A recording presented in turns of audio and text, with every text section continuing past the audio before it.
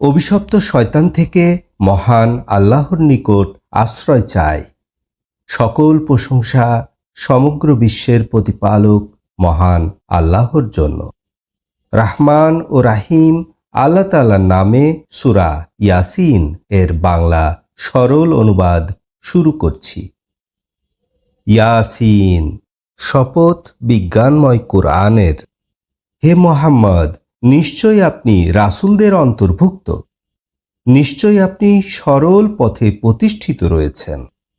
কোরআন অবতীর্ণ পরাক্রমশালী দয়াময়ের নিকট হতে, এমন এক জাতিকে ভয় দেখানোর জন্য যাদের পূর্বপুরুষদের ভয় দেখানো হয়নি, অতঃপর তারা রয়েছে উদাসীন।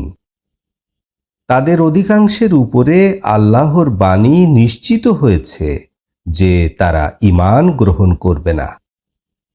আমি তাদের গলায় বেড়ি পরিয়ে দিয়েছি, যা তাদের থুতনি বা চিবুক পর্যন্ত পৌঁছেছে, ফলে তারা ঊর্ধ্বমুখী হয়ে পড়েছে। আমি তাদের সামনে প্রাচীর স্থাপন করেছি এবং তাদের পেছনেও প্রাচীর স্থাপন করেছি, অতঃপর তাদেরকে আমি আবৃত করে রেখেছি, ফলে তারা দেখতে পায় না।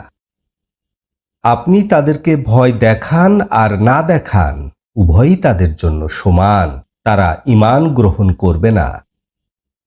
নিশ্চয় যারা উপদেশ গ্রহণ করে আপনি তাদেরকে সতর্ক করবেন, এবং যারা রহমানকে না দেখে বিশ্বাস করে অতঃপর তাদেরকে আপনি ক্ষমার ও সম্মানজনক পুরস্কারের সুসংবাদ দিন।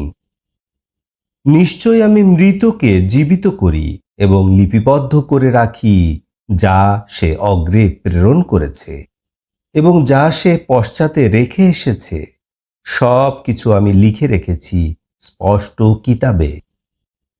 তাদের নিকট এক জনপদে বসবাসকারীদের দৃষ্টান্ত বর্ণনা করুন, যখন তাদের নিকট প্রেরিত রাসূলগণ এসেছিলেন। যখন আমি তাদের প্রতি দুজন রাসূল পাঠিয়েছিলাম, অতঃপর তারা দুজনকে মিথ্যাবাদী বলল। অতঃপর তৃতীয় জন পাঠিয়ে আমি তাদেরকে শক্তিশালী করেছিলাম। তারা বলেছিল, নিশ্চয় আমরা তোমাদের প্রতি প্রেরিত রাসূল। তারা বলল, তোমরা আমাদের মতো মানুষ ছাড়া কিছু নও। রহমান তো কোনো কিছু অবতীর্ণ করেননি, তোমরা মিথ্যাবাদী ছাড়া কিছু নও। রাসূলগণ বললেন, আমাদের রব জানেন, নিশ্চয়ই আমরা তোমাদের প্রতি প্রেরিত রাসূল। আমাদের উপরে স্পষ্টভাবে প্রচার করে দেয়া ছাড়া আর কোনো দায়িত্ব নেই।